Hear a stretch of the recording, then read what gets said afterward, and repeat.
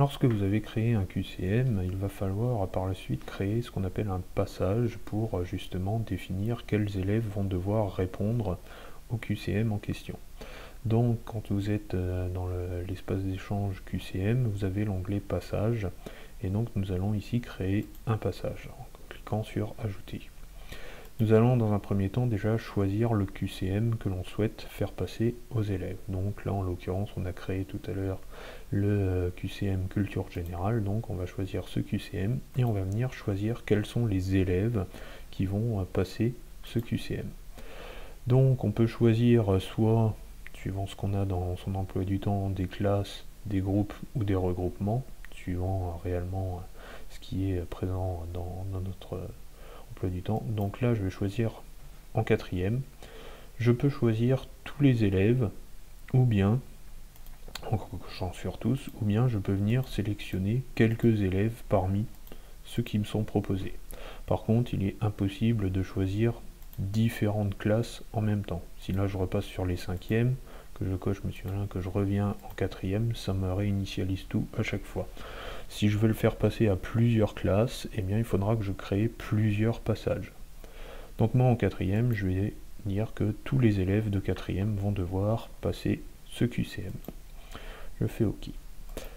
Je vais choisir la date à partir de laquelle le QCM va être disponible. Donc on va dire aujourd'hui, par exemple, à partir de, pourquoi pas 11h, imaginons que le cours est de 11h à midi avec ces élèves-là, et je veux qu'ils répondent absolument à ce QCM avant la fin de la séance, donc qui est à 12h.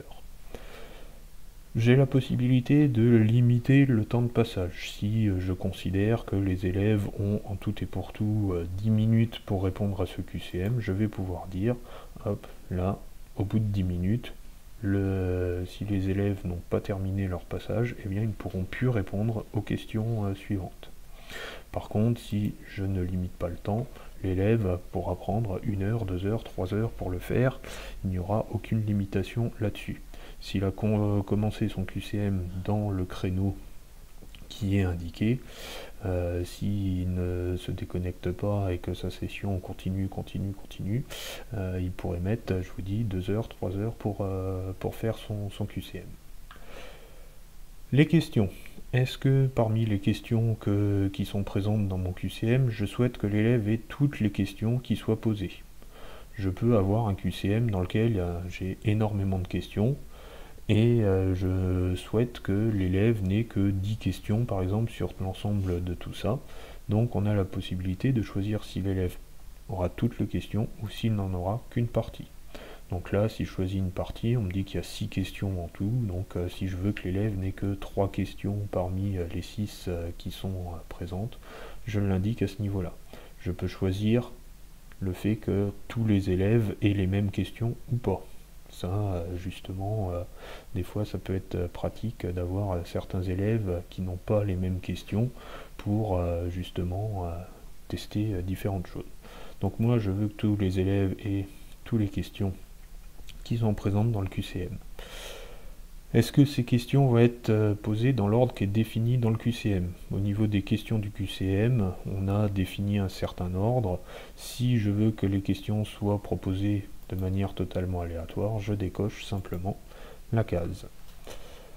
Est-ce que je souhaite ensuite que l'élève ait les réponses qui s'affichent une fois que...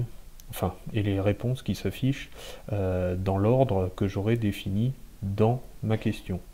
Donc si je veux que la question, enfin que les réponses soient exactement dans l'ordre qui a été défini, je vais cocher la case. Si par contre je veux que les réponses soient affichées dans un ordre totalement aléatoire, il suffit de décocher cette case.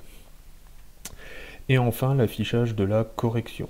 Donc il est possible, on peut faire en sorte que l'élève ait la correction qui lui soit donnée à différents moments dans le QCM. Donc soit il n'y a pas du tout de correction qui est affichée, donc c'est ce qui est proposé par défaut, soit je peux choisir qu'après chaque question, une fois que l'élève a répondu à la question, eh bien il aura la correction qui s'affichera. Donc ça, une possibilité. Dernière possibilité, c'est d'afficher la correction de l'ensemble du QCM une fois qu'il aura répondu à toutes les questions. Quand je suis sur ne pas afficher de correction ou bien afficher la correction à la fin du passage, je peux autoriser l'élève à revenir aux questions précédentes.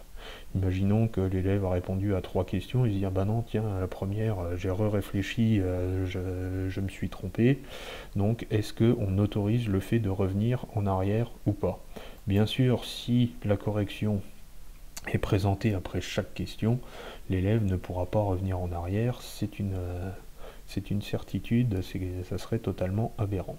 Donc moi je veux qu'il n'y ait pas spécialement, ah si tiens allez, on va faire afficher la correction après chaque question.